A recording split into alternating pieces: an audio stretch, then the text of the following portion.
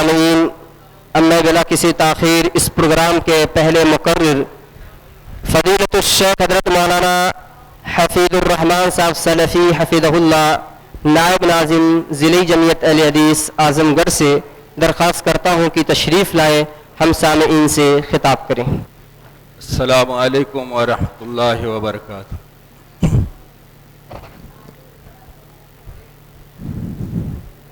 الحمد للہ رب العالمین والصلاة والسلام علی سید الانبیاء والمرسلین وعلی آلہ وصحبہ اجمعین ومن تبعہم بإحسان الی یوم الدین، اما بعد فاعوذ باللہ من الشیطان الرجیم، بسم اللہ الرحمن الرحیم۔ قال اللہ تبارک و تعالی فی کلامہ المجید والفرقان الحمید، فإن تنازعتم فی شیء فردوه إلی اللہ والرسول۔ وقال النبی صلی اللہ علیہ وسلم ترکت فیکم امرین لن تضلوا ما تمسکتم بہما، کتاب اللہ و سنتی۔ سبحانک لا علم لنا الا ما علمتنا انک انت العلیم الحکیم۔ رب اشرح لی صدری ویسر لی امری واحلل عقدۃ من لسانی یفقہوا قولی، رب زدنی علما۔ لائق صدر احترام صدر اجلاس، کبار علماء کرام، احباب جماعت، گلشن اسلام کے طیور خوشنوا پیارے بچوں، اسلام کی عزت و آبرو خواتین اسلام،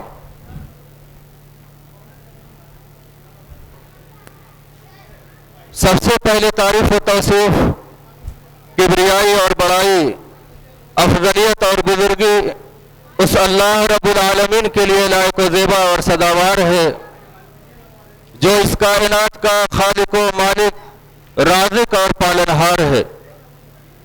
بارہ بے شمار درود و سلام ہو اس ہستی اقدس و مقدس پر جن کا نام نامی اسم گرامی حضرت محمد مصطفیٰ صلی اللہ علیہ وسلم ہے، جن کی بعثت ہم انسانوں پر اللہ رب العالمین کی سب سے بڑی نعمت اور سب سے بڑا اپہار ہے، اور جن کی زبان ترجمان وحی سے نکلا ہوا ایک ایک لفظ بلکہ ایک ایک حرف ہم لوگوں کی تاریک زندگی میں ایک روشن مینار ہے، اور جن کی رحمت للعالمین کا شاہد طائف کا بازار ہے۔ برادران اسلام، آج کی اس پرانک بز اور اجلاس کے اندر مجھے جس موضوع پہ خطاب کرنا ہے وہ موضوع ہے اختلاف کے وقت کتاب و سنت کی طرف رجوع۔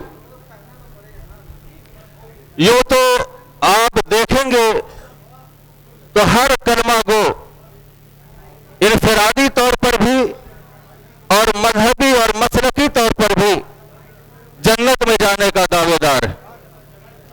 کل حزب بما لدیہم فرحون، ہر شخص مگن ہے کہ ہم ہی حق پر ہیں، مگر جب کتاب و سنت کی کسوٹی پر انہیں پرکھا جاتا ہے تب ان کی کلئی کھل جاتی ہے کہ وہ کہاں کھڑے ہیں اور کہاں ہونا چاہیے۔ آج کے اس اجلاس کے توسط سے میں صحابہ اکرام رضوان اللہ علیہم اجمعین کے واقعات کی روشنی میں آپ کو یہ پیغام دینا چاہوں گا کہ اختلاف ہونا کوئی غلط چیز نہیں، مگر اختلاف کے وقت انسان معیار کس چیز کو بنائے؟ اتحاد اور امن کو باقی رکھنے کے لیے، محبت کو قائم رکھنے کے لیے، نفرت کو ختم کرنے کے لیے اور اتحاد کا پارہ منتشر ہونے سے بچانے کے لیے ہمیں ایسی کون سی چیز لازم پکڑنی چاہیے جس سے امن و سکون بنا رہے اور اتحاد قائم رہے؟ تو ہر ذی شعور شخص یہی کہے گا چاہے کسی بھی مسلک سے تعلق رکھتا ہو. میں نے شرط لگائی کہ ذی شعور شخص کسی بھی مسلک سے تعلق رکھتا ہو یہی کہے گا کہ کتاب و سنت کے علاوہ کوئی تیسری چیز نہیں جو انسان کے اتحاد کو قائم رکھنے میں مدد کر سکے اور جو انسان کی محبتوں کو باقی رکھنے میں مدد کر سکے. اسی تعلق سے میں نے آیت کریمہ آپ کے سامنے تلاوت کی. انسان مختلف مزاج کا ہوتا ہے. ایک شخص کو وہی بات پسند آتی, ایک شخص کو وہی بات ناپسند ہوتی. دین کا مسئلہ ہو, دنیاوی مسئلہ, بلکہ ایسے افراد بھی آپ کو ملیں گے ایک عالم سے اس نے مسئلہ دریافت کیا لیکن وہ مسئلہ اس کے من کا نہیں تھا. اب وہ اپنے وارڈ نمبر کے سارے عالم سے مختلف وقت میں ملاقات کرتا. شاید یہ مولانا میرے من کا کوئی مسئلہ بتا دے. یہاں سے کام نہیں چلا تو وارڈ نمبر بدل کے دوسرے وارڈ میں جائے گا, ضلع بھی بدل کے دوسرے ضلع میں جائے گا. جب تک اس کو اپنے من کا مسئلہ نہ مل جائے تب تک علماء کی تلاش کرتا رہتا. یہ مزاج بنا ہوا ہے لوگوں کو. مگر یاد رکھیے کہ دین کے اوپر جب آپ چلتے ہیں, جب آپ کا یہ دعویٰ ہے کہ میں مسلمان ہوں, تو اس کی ڈیفینیشن میں اگر جائیں تو اپنے آپ کو مسلم کہنے کا معنی یہ ہوتا ہے کہ میں نے اپنی مرضی کی نکیل رسول کے ہاتھ میں دے دی. اب میری چاہت اور میری مرضی کا دین کے معاملے میں کوئی اعتبار نہ رہا. اگر آپ نے اپنی مرضی, اپنی چاہت, اپنے من کو دخل دیا تو کہنے کو آپ مسلمان ہیں, مگر مسلمانوں کو جن مدد کی اور اللہ کی جن نصرت کی تائید کے مستحق ہوتے ہیں کبھی بھی نہیں مل پائے گی. تو اللہ نے فرمایا فَإِن تَنَازَعْتُمْ فِي شَيْءٍ, جب تمہارا کسی مسئلے کو لے کر اختلاف ہو جائے تو تمہیں کیا کرنا ہے؟ اپنے اپنے مذہب کے اماموں کی طرف رجوع کرو گے, اپنے اپنے علاقوں کے علماء کی طرف رجوع کرو گے, یا کدھر جاؤ گے؟ مگر اللہ نے ایک اصول بتایا فَرُدُّوهُ إِلَى اللَّهِ وَالرَّسُولِ. اپنے مسئلے کو, کس مسئلے کو جس میں اختلاف ہو گیا, ایک عالم کچھ کہہ رہے دوسرے کچھ کہہ. ہمارے آبائی طور پر ہم جس مسلک اور جس گھر میں پیدا ہوئے اس میں کچھ اور روش ہے, مگر کتاب و سنت کسی اور چیز کی طرف بلاتا. اب اختلاف ہو گیا, ایسی صورت میں آپ کس بات کو انتخاب کریں گے؟ تو اللہ نے کہا ہے فَرُدُّوهُ إِلَى اللَّهِ وَالرَّسُولِ, اللہ کی طرف اور رسول کی طرف اس مسئلے کو لوٹا دو. اب اللہ کی طرف, اللہ سے ملاقات آپ کی کیسے ہوگی؟ رسول کی طرف لوٹانا ہے. آج کے دور میں رسول موجود نہیں ہے تو قرآن جو اللہ کا پیغام ہے اور احادیث کا ذخیرہ جو رسول اللہ کا فرمان ہے, ان دونوں چیزوں کی طرف رجوع کریں. اب فیصلہ تب ہوگا, ہم اختلاف کو ختم کب کریں گے؟ جب کتاب اور سنت کی طرف, قرآن اور حدیث کی طرف رجوع کریں گے. اب اس کی نظیر میں آپ کے سامنے رکھتا ہوں. آپ صلی اللہ علیہ وسلم کا انتقال پرملال ہو گیا. مدینے کی گلیوں میں غم کا ماحول ہے. صحابہ کرام جو مضبوط اعصاب کے مالک ہوتے ہیں, بڑے خطرناک مراحل کے اندر بھی ان کے پیروں میں تزلزل پیدا نہیں ہوتا, ان کی شجاعت کا ایک الگ ہی معیار ہوتا ہے. مگر جب رسول اکرم صلی اللہ علیہ وسلم کی وفات کی خبر انہوں نے سنی تو مدینے کی گلیوں میں لوگ اتنا پریشان ہو گئے غم کی وجہ سے کہ ایک مجمع اور ایک بھیڑ اکٹھے ہو گئی مسجد نبوی کے پاس, حتیٰ کہ عمر فاروق جیسے شخص جن کی سختی اور جن کی مضبوط قوہ کی لوگ مثال دیتے ہیں, ان کا عالم تاریخ نے بیان کیا اور تمام سیرت نگاروں نے یہ لکھا کہ انہوں نے کہا کہ اگر کسی نے کہہ دیا کہ محمد صلی اللہ علیہ وسلم کا انتقال ہو گیا تو میں اس کا سر تن سے جدا کر دوں. یہ کون شخصیت تھی جن کے بارے میں اللہ کے نبی نے کہا تھا کہ میرے بعد کوئی نبی ہوتا تو عمر ہوتا؟ اس امت میں الہامی کوئی شخصیت تھی تو عمر فاروق رضی اللہ عنہ تھے, جو زمین پر کوئی بات کہتے تھے تو عرصے سے آیت بن کے اتر جایا کرتی تھی. ان کا غم کا عالم یہ ہے, وہ پورے غم سے اتنے زیادہ مغلوب ہے کہ وہ کہتے ہیں اگر کسی نے یہ کہا کہ نبی کا انتقال ہو گیا تو میں اس کی گردن اڑا دوں. بہت سارے لوگ خوش ہیں آج یہ مان کر کے کہ نبی صلی اللہ علیہ وسلم کو یہ نہیں کہہ سکتے کہ ان کا انتقال ہو گیا, بلکہ وہ گستاخی کے خدشے سے بچتے ہوئے کہتے کہ نبی کا وصال ہو گیا. بات تو ایک ہی ہے, چاول کہو یا بھات کہو, بات تو ایک ہی ہے, بس سمجھنے کا پھیر ہے. الفاظ کے پیچوں میں الجھتے نہیں دانا, گواس کو مطلب ہے صدف سے یا گوہر سے. اللہ کے نبی صلی اللہ علیہ وسلم کی وفات کے بعد غم کا ایک منظر، اب حضرت عمر فاروق جیسی عبقری شخصیت کا یہ کہنا کہ میں گردن اڑا دوں گا جس نے یہ عقیدہ بیان کیا کہ اللہ، حضرت صدیق رضی اللہ تعالیٰ عنہ جو رقیق القلب مانے جاتے تھے، نرم دل مانے جاتے تھے، بات بات پر آنسو کی لڑی ان کی آنکھوں سے جھڑنے لگتی تھی، مگر اس موقع پر امت کو سنبھالا، آگے بڑھے۔ شیعہ حضرات یہ بیان کرتے ہیں کہ اللہ کے نبی کا انتقال ہوا تو پہلے خلیفہ کا پتہ ہی نہیں تھا۔ تاریخ اور سیرت پڑھو اور تعصب کی عینک اتار دو، پھر دیکھو تمہیں معلوم ہوگا کہ حضرت ابوبکر صدیق رضی اللہ تعالیٰ عنہ کا ایک مکان مدینے سے کچھ دور مقام صرف میں بھی تھا۔ جب انتقال ہوا تو آپ صلی اللہ علیہ وسلم کے پاس حضرت ابوبکر صدیق موجود نہیں تھے، اپنے گھر میں گئے ہوئے تھے۔ جب یہ ان تک پہنچی، دیر میں آئے، آ کر منظر دیکھا تو جس سے امید تھی کہ وہ امت کو سنبھالے گا، رضی اللہ تعالیٰ ننگی تلوار لے کر کے گھوم رہے ہیں۔ حضرت ابوبکر صدیق آئے، اللہ کے نبی صلی اللہ علیہ وسلم کے چہرے سے چادر اور کفن کو ہٹایا اور پیشانی کا بوسہ لیا اور دنیا کے سامنے رکھی اور یہ بتایا کہ دوست تو دنیا میں سبھی بنتے ہیں، مگر ابوبکر جیسا دوست بن کے دکھاؤ۔ سب لوگ پورے غم سے مغلوب ہو کر نبی کے انتقال پر بحث کر رہے ہیں، اور نبی کا یہ دوست جب آیا تو آ کر کے پہلے اس پر چرچا نہیں کیا، بات نہیں کی، پہلے نبی کی پیشانی کا بوسہ دے کے یہ بتایا کہ دوست ایسا ہوتا۔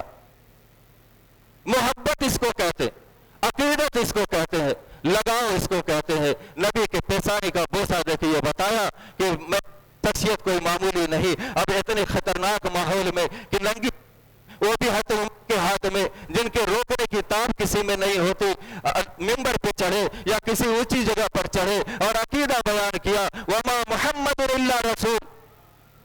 اے لوگوں سن لو کہ محمد صلی اللہ علیہ وسلم بھی ایک رسول تھے، وقد خلت من قبلہ الرسل۔ آپ صلی اللہ علیہ وسلم سے پہلے بھی رسالت کا ایک لمبا چوڑا سلسلہ تھا اور سارے کے سارے لوگ انتقال کر گئے، دنیا سے گزر گئے، تو یہ نبی بھی گزر گئے۔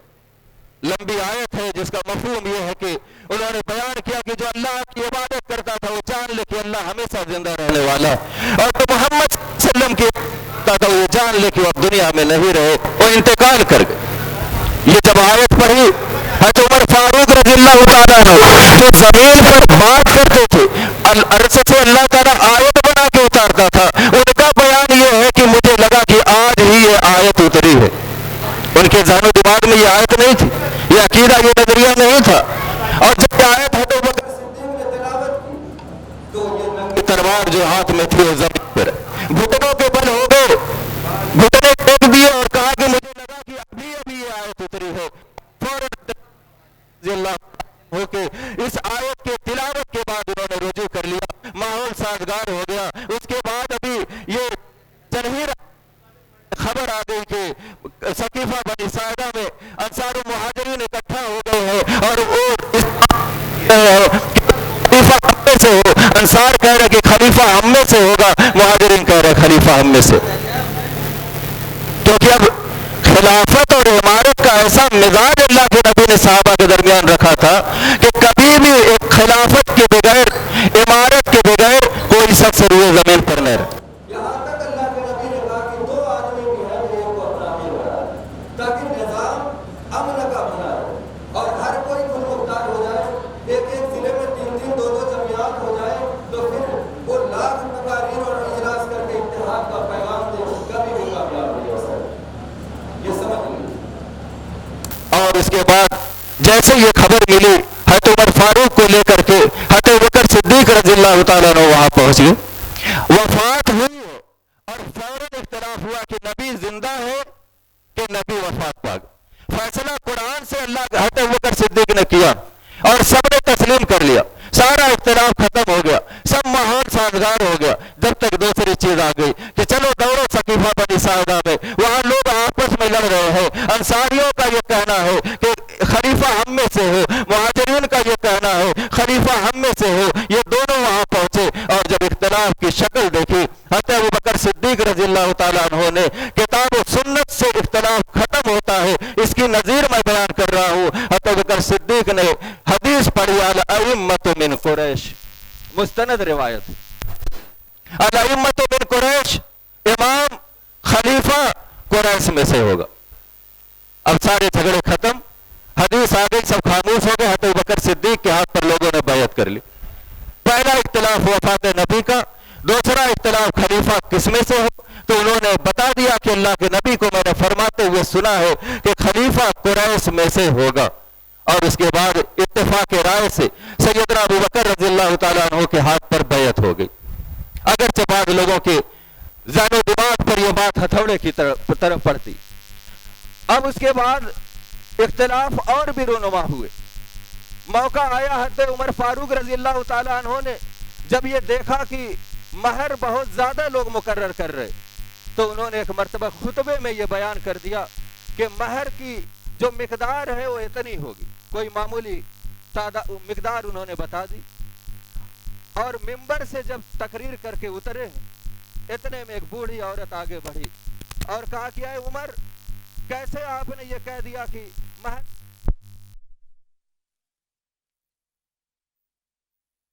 تھی اپنی کسی بیوی کو؟ ہم اتنی زیادہ مہر کا ماحول کیوں بنائے؟ ایک عورت مجمع سے جا کر کے امیر وقت خلیفہ وقت سے روبرو کے بات کر رہی ہے اور کہہ رہی ہے کہ قرآن کے اندر یہ آیا ہے وَآتَيْتُمْ إِحْدَاهُنَّ کہ اگر تم ان کو بہت زیادہ مال دے دو فَلَا تَأْخُذُوا مِنْهُ شَيْءً تو ان میں سے ذرہ برابر بھی واپس مت لو. یہ بیان تو حضرت عمر فاروق نے یہ کہا کہ ایک بوڑھی عورت عمر سے زیادہ جانتی.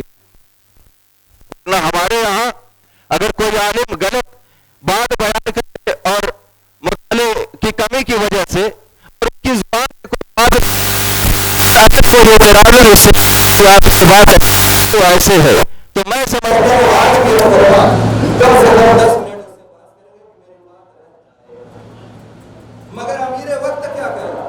اصحابت عمران تم ایک عورت نے درست بات کہی وقت عمر سے خطا ہو گئی، کر لیا، رجوع کر لیا، آیت آ گئی، حدیث آ گئی، کوئی چاہو مرتبہ کسی کام کا نہیں، اسی دین پر چل نام ہے کہ جب کتاب سنت آ جاؤ تو پھر وہاں اپنی رائے، اپنا قول، اپنا امام، اپنا خاندان، اپنا علاقہ، اپنی رسم رواج، ساری چیزوں کو دیوار اور اللہ کے نبی صلی اللہ علیہ وسلم کی حدیث کو، قرآن کے حکام کو اپنے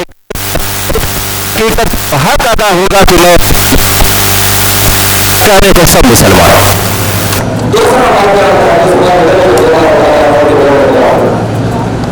اسی مجمع میں حضرت علی رضی اللہ تعالیٰ مسئلہ تھا کہ گھر کے اندر 6 ماہ کا بچہ پیدا ہوا اور شکایت آ گئی امیر وقت کے پاس، کہا کہ یہ 6 مہینے پہ پیدا ہوا، یہ کس کا مانا جائے؟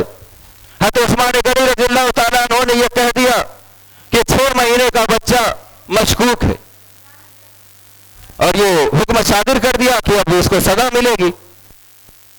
حضرت علی رضی اللہ تعالیٰ عنہ آگے بڑھے اور کہا کہ قرآن کے اندر حملہ و فصالہ 30 شہرا، دودھ پلانے کی مدت اور حمل کی مدت 30 مہینے ہے، 30 مہینے. اور قرآن میں دوسری جگہ دودھ پلانے کی مدت آئی ہے وہ فصالہ عامین، دودھ کی پلانے کی مدت 2 سال ہے. اب 30 مہینہ حمل اور دودھ پلانے کل مدت ہو گئی، اس میں سے 2 سال دودھ پلانے کی مدت نکال دیجیے، یعنی 24 مہینے 30 مہینے سے نکالیے کتنے مہینے بچتے ہیں؟ 6 مہینے بچتے ہیں. اور حضرت علی رضی اللہ عنہ نے استدلال کر دیا کہ اس کا مطلب 6 مہینے کا بچہ مانا جائے گا اور فیصلہ ہو گیا. امیر وقت خلیفہ وقت کی تقریر میں یہ بات آئی ہے مجمع کے سامنے کہ یہ بچہ مشکوک ہے، 6 مہینے کا بچہ جائز نہیں مانا جائے گا، اس کا اپنا نہیں مانا جائے گا. اور ابھی بیان کرنے کے چند منٹ گزرے ہیں، دوسرے نے قرآن سے دلیل پیش کر دی، خلیفہ وقت نے فوراً رجوع کر لیا. تو اختلاف کو ختم کرنے کا سب سے بڑا جو ذریعہ ہے وہ قرآن اور حدیث ہے. جب اپنے مسالک کا تعصب ختم کر کے انسان اس بات کو تسلیم کر لے کہ فیصلہ کسی شخصیت نہیں بلکہ رسول اعظم علیہ السلام کے فیصلے سے یا قرآن کی آیت سے ہوگی، تو انشاءاللہ آج امت میں جو انتشار ہے، جو اختلاف ہے، یہ بتدریج ختم ہوتے ہوتے انشاءاللہ سارے اختلافات ختم ہو جائیں. مگر ہمارے یہاں ڈر یہ رہتا ہے کہ اگر کوئی حنفی ہو کر اس کی حدیث کو تسلیم کر کے मुखालिफ है तो उसको ये डर पैदा हो जाता कि आज से लोग मुझे हनफी नहीं कहेंगे। कोई अपने मसले से निकलता नहीं है हक को तस्लीम करने से। हनफी हनफी बना रहे, शाफी शाफी बना रहे, मालिकी मालिकी बना रहे, हम्बली हम्बली बना रहे, सब अपने अपने नामों से बुलाए जाओ, मगर ये मिजाज बना लो कि कुरान और हदीस का जब फैसला आ जाए तो अपने आबा व अजदाद, रस्म व रवाज, अपने इमामों के अकवाल को बरतरफ कर दो और रसूल की हदीस को सराखों पे ले। मगर जब बात हदीस की आई तो ये बात भी महल्ले गौर है कि हदीस का एक बहुत बड़ा जखीरा है, मगर हर हदीस काबिल अमल नहीं, हर हदीस काबिल अमल नहीं। यही धोखा है उम्मत के अंदर। एक नजरिया यह है कि अल्लाह के रसूल का नाम जिस बात में आ जाए तो मोहब्बत रसूल का तकाजा कि उसको तस्लीम कर लो, और एक दूसरा नजरिया है कि अल्लाह के रसूल के नाम पर कोई हमें चूना न लगा दे। इसलिए जो भी बात आए, चाहे रसूल के हवाले से आए, हम उसको पहले तहकीक की कसौटी पे परखें, वरना कहीं ना कहीं हमें धोखा हो सकता है। आप देखते हैं मार्केट में कोई भी लोकल सामान किसी अच्छी शीशी में रखकर बेच दिया जाता, और कुरान में अल्लाह ने यह कहा है कि इन्ना नहनु नज़्ज़लना ज़िक्र व इन्ना लहू लहाफ़िज़ून, हमने कुरान को नाजिल किया और हम ही उसकी हिफाजत करने वाले। ये तो हिफाजत की बात अल्लाह ने कही, ये इशारा इस बात की तरफ है कि हर दौर में ऐसे लोग रहेंगे जो किताब और सुन्नत में तहरीफ और तरमीम की कोशिश करेंगे और तुम उसका मुकाबला तहकीक के जरिए से कर पाओगे। कितना बड़ा जखीरा है हमें मिलता है अहादीस का। मगर अब आप जाइए मकतबे पे, मकतबे से शेख तशरीफ लाए हैं, आप मकतबे में देखिए ऐसी किताब मिलेगी 500 ज़ईफ़ अहादीस मौजूद है। ऐसी कितनी किताबें आपको मिलेंगी और वो उम्मत के अंदर राइज है 500 ज़ईफ़ अहादीस। अब न जाने कितनी ऐसी हदीसें हैं जो सही नहीं है, ज़ईफ़ है। अब जब बात ज़ईफ़ की आती है कि ज़ईफ़ हदीस मत लिया करो, तो हमें मिसाल ये देकर ये बताया जाता है कि तुम्हारे वालिद ज़ईफ़ हो जाए तो क्या उनकी चारपाई उठा के बाहर फेंक दोगे? ये मिसालें दी जाती हमें ज़ेर करने के लिए कि अगर तुम्हारे वालिद ज़ईफ़ हो जाए तो उठा के बाहर फेंक दोगे। तो हदीस ज़ईफ़ है तो रसूल ही की बात है, क्यों उसको छोड़ोगे? मगर उनको क्या पता कि ज़ईफ़ किसको कहते। वालिद के आसाब कमजोर हुए तो ज़ईफ़ कहा गया, मगर कोई रावी जो हाथ पैर से इतना मजबूत हो कि कुंटलों की बोरी उठा के चश्मे जदन में फेंक दे और अखबार में उसकी ताकत के चर्चे हो जाए, महल्ले में लोग उसकी पीठ थपथपाने लगे, मगर जब सनद के बाब में वो आएगा और जब वो तहकीक के बाब में आएगा तो कुंटलों ताकत रखने वाला इंसान अगर वो झूठ उसका पकड़ा गया तो उसकी रिवायत कमजोर हो गई। अब हमारे नजदीक 100 ग्राम का भी नहीं लेंगे हम उसकी बात, क्योंकि जो आदमी जिंदगी में झूठ बोलता है वो नबी की बात बताने का हवाले से नहीं है। ये हम निजाम हमें आम करना कि जब रसूल के नाम पर कोई बात है जाए ये कह करके कि अल्लाह के रसूल सल्लल्लाहु अलैहि वसल्लम ने फरमाया, तो मोहब्बत का तकाजा ये नहीं है कि आंख बंद करके मान लो। मोहब्बत का तकाजा ये है कि हम तहकीक करके देख लें कि हकीकत में नबी ने ये बात कही है या किसी ने अपनी बात नबी के हवाले से हम तक पहुंचा दिया। क्योंकि मोमिन ऐसा नहीं होना चाहिए कि उसको कोई बेवकूफ बना दे। इसलिए हम कहते हैं तहकीक। लोग कहते हैं कि जब बच्चा 7 साल का हो जाए तो नमाज के लिए मारो, जब बालिग होता है तो पहला फरीजा नमाज का होता है। मैं कहता हूं कि पहला फरीजा जब इंसान सिन्ने शऊर को पहुंचता है तो पहला फरीजा उसके ऊपर तहकीक का वाजिब होता। तुम अहले हदीस के घर में पैदा हो, तुम देवबंदी के घर में पैदा हो, हत्ता कि तुम हिंदू के घर में पैदा हो, जब तुम बालिग हो गए, सही गलत की तमीज की उम्र को पहुंच गए, तो पहला फरीजा है कि तुम अपने मसलक, अपने मजहब, अपने नजरिए को चेक कर। अगर वो दुरुस्त हो तो फतहा व नेमा, बेहतरीन है, अच्छी बात है, तुम तो अच्छी जगह पैदा हो गए। लेकिन अगर तहकीक के बाद गलत निकला, किताब और सुन्नत के मुताबिक नहीं निकला, तो कौम, कबीले, खानदान की परवाह करना छोड़ दो और हक बात को कबूल कर।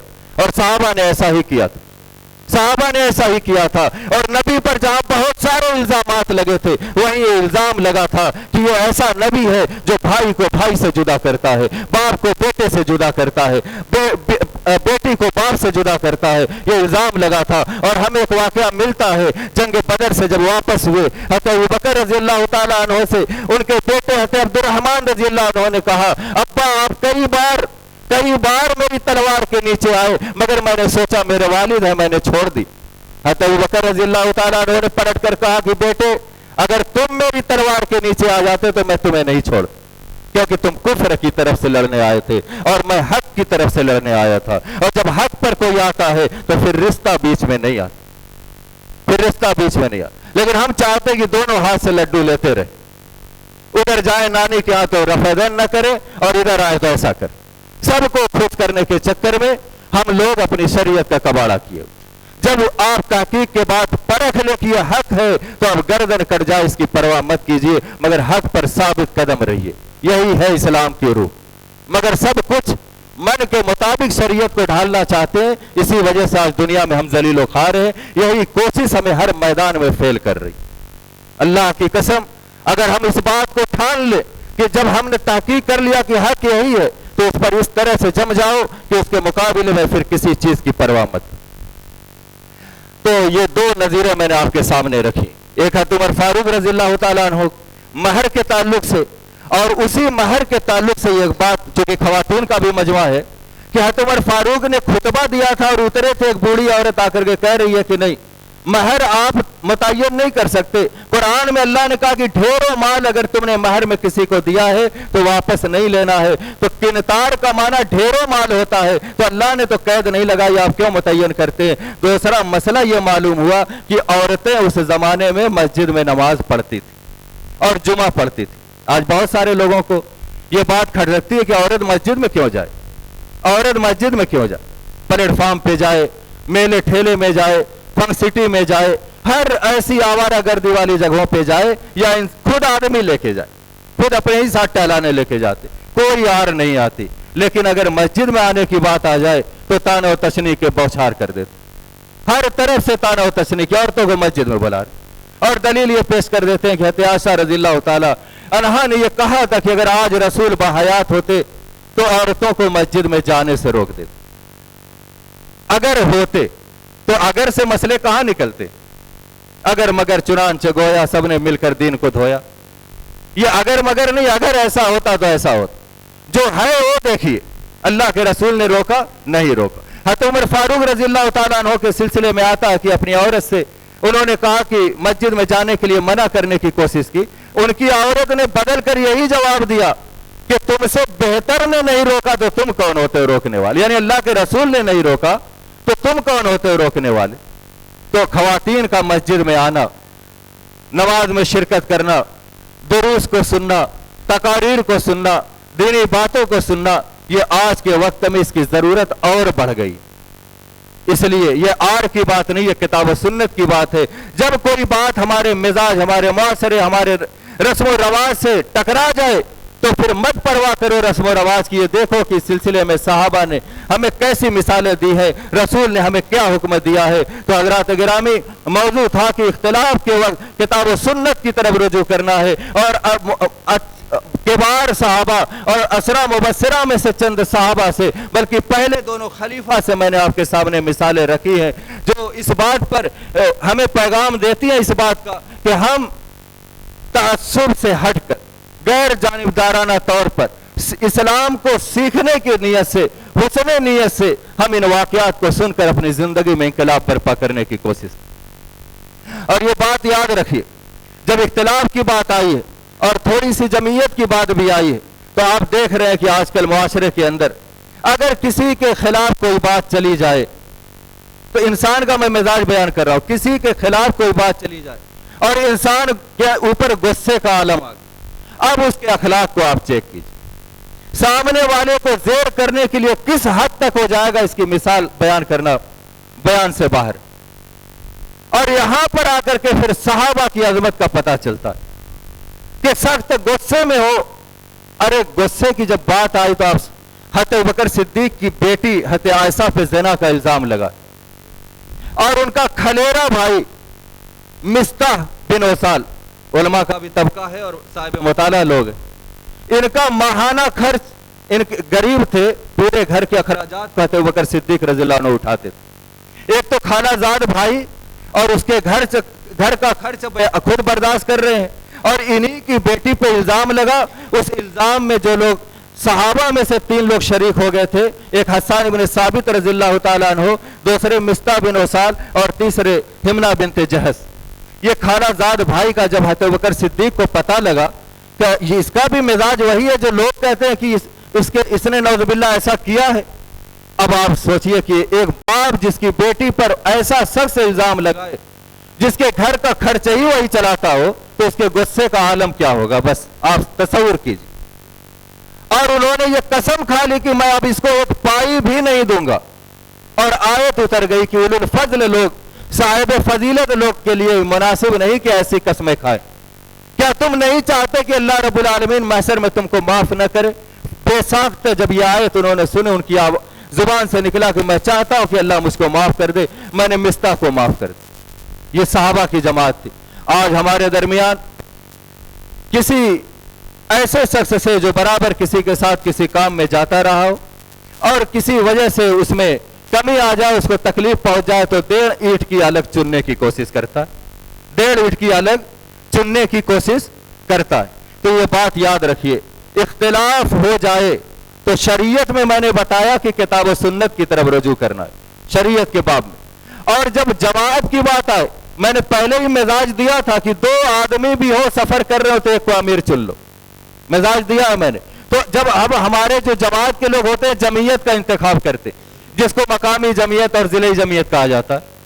اب جب اختلاف ہو جائے تو ضلعی جمعیت کے ساتھ رہنا ہے، مقامی جمعیت کے ساتھ رہنا۔ پھر آپ کہیں گے کہ جمعیت 2 یا 3 ہے تو ان میں سے کس کے ساتھ؟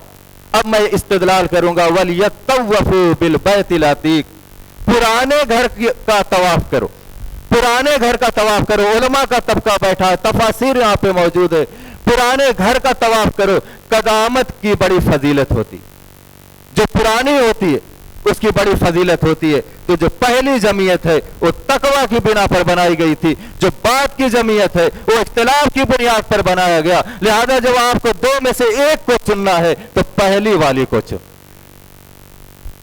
پہلی والی۔ یہ مت کہنا مولانا اپنی طرف سے بات بنا رہا، میں مزاج دے رہا ہوں فتنے سے بچنے کا۔ ہاں، یہی طریقہ ہے بچنے کا، ورنہ ایک کا حصہ بنو گے تو اختلاف کا حصہ بنو گے۔ پہلی میں رہو گے تو اس کا جب اصلاح ہو جائے گی، دل بدل جائے گا اور اس کو سمجھ میں آئے گا کہ نہیں اختلاف صحیح نہیں ہے، تو لوٹ کے پہلے میں آئے گا، پھر مل کر کے نیا انتخاب ہوگا۔ مگر تعداد بڑھائیں گے رکعت کی طرح تو یہ چیز اختلاف ہی کی طرف لے کے جائے گی۔ بہرحال موضوع تکمیل کی طرف میرا جا رہا ہے، اور اذان کتنے پیش ہے؟ چونکہ شیخ کی تقریر عشاء بعد ہوگی، اس لیے کوئی یہ نہ سوچے کہ ہاں پہلے ہی ہوگی، تو پھر میں اختتام کر رہا ہوں، شیخ کو بیٹھائیے۔ تو اللہ کے فضل سے میں نے جو آیت پڑھا تھا اس کا میں نے نظیر کے طور پر سب کچھ پیش کر دیا۔ میں حدیث پڑھ کے میں اپنی بات کو ختم کرتا ہوں۔ اللہ کے نبی صلی اللہ علیہ وسلم نے فرمایا، ترکت فیکم امرین، میں تمہارے درمیان 2 چیزیں چھوڑے جا رہا ہوں، لن تضلوا ما تمسکتم بہما، تم لوگ گمراہ نہیں ہوگے، ہرگز گمراہ نہیں ہوگے۔ کب تک؟ جب تک ان دونوں کو، تمسک کا معنی ہوتا ہے زور سے کسی چیز کو پکڑ، جیسے کوئی ڈوب رہا ہو اور کوئی بچانے کی کوشش کرنے میں پہنچ جائے اس کے پاس تو کیسے اس کو پکڑتا ہے وہ، اس تمسک کا یہی مفہوم ہے کہ اس کو کس کے پکڑ لو، چھوٹنے نہ پائے۔ کسی شخص کی عقیدت کے قول کی بنا پر، کسی کی محبت کی بنا پر پھسلا کر کے کوئی چھڑوا نہ لے، اتنا زور سے پکڑنا۔ تمسکتم بہما، ان دونوں کو مضبوطی سے پکڑ لو۔ وہ 2 چیز کون سی ہے؟ کتاب اللہ، قرآن، دوسری و سنتی، اور میری احادیث۔ اور جب احادیث کی باری آئے تو میں نے بتایا ہے کہ ہر حدیث کو نہیں لینا ہے، وہی حدیث لینا ہے جو صحیح سند سے ثابت ہو، کیونکہ معاشرے میں غلط صحیح سب پھیلا ہے۔ اس کی ایک مثال دے کے بات کو ختم کرتا ہوں۔ آپ آٹا لے کے چکی سے آ رہے ہیں، یا چاول کر دوں آٹا کی جگہ، چاول لے کے آ رہے ہیں مارکیٹ سے، اور سائیکل کے بیچ میں رکھے ہیں جہاں پہ چین گھومتا ہے، اور اتفاق سے وہ نیچے سے بوری پھٹ گئی اور چاول سارا گر گیا۔ اب چاول کو آپ نے کیا کیا؟ اٹھا لیا۔ چاول بھی آپ کے تھیلے میں آیا ہے اور ساتھ میں دھول بھی آپ کے ساتھ آئی ہے۔ अगर वैसे ही पका दिया तो पहले लुकमे पे घर में महाभारत मचेगी। और फिर उसको छान फटक के चावल अलग करते हैं, धूल अलग करते हैं, तो फ्रेश चावल मुंह में यही आलम है इस वक्त हदीस के ज़खीरे। और बिल्कुल फ्रेश लेना है तो तहकीक के पहलू पे लेके आइए और तहकीक करके सही सनद वाली हदीस लीजिए। और हर हदीस को मोहब्बत रसूल में सरसार होकर के लेते हो तो फिर वही धूल समेत चावल मुंह में जाएगा, धोखा हो जाएगा। लिहाजा पैगाम यही है कि फ़इन तनाज़अतुम फ़ी शैइन फरुद्दू इलल्लाह व रसूल। जब दो मसले में इख्तिलाफ हो जाए कि ये वाला अमल सही है कि ये वाला अमल सही है, एक ही सवाल कीजिए, मौलाना हमें ये बता दो कि रसूल ने कौन सा अमल किया था, वही अमल ले लो। मत लड़ो 20 और 8 में, देखो नबी ने कितनी पढ़ी है वो ले लो। मत लड़ो यहाँ और यहाँ और यहाँ में, ये पूछो कि सही सनद से रसूल ने कहा बाधा वहाँ ले लो। पैर मिलाया जाए कि अलग खड़ा हुआ जाए, रसूल ने मिलाने का हुक्म दिया है कि नहीं दिया है, बस ये पूछ लो। मौलाना से ज्यादा चक्कर में मत पड़ो, वही अमल ले लो। यही इसी में हमारी और आपकी निजात है। अल्लाह से दुआ कि परवरदिगार आलम हम तमाम मुसलमानों को अपने रसूल से मोहब्बत के साथ साथ आपकी इताअत की तौफीक अता फरमाए। और जब इख्तिलाफ हमारे दरमियान हो जाए तो अल्लाह रब्बुल आलमीन हमें किताब व सुन्नत को लाजिम पकड़ने की तौफीक अता फरमा। आमीन व आखिरु दावाना अनिल हम्दुलिल्लाहि रब्बिल आलमीन।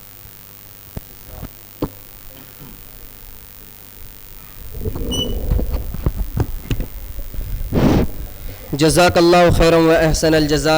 अभी हम शेख मोहतरम से बड़ी ही अहम बात समाअत कर रहे थे। ये बात सच है कि हम इत्तिहाद के साथ काम करें और जहाँ हमारी गलती हो हम उसका एतराफ़ करें, और ये कि कुरान और हदीस की रोशनी में अपने मसले को हल करने की कोशिश करें। इसी में खैर और भलाई है।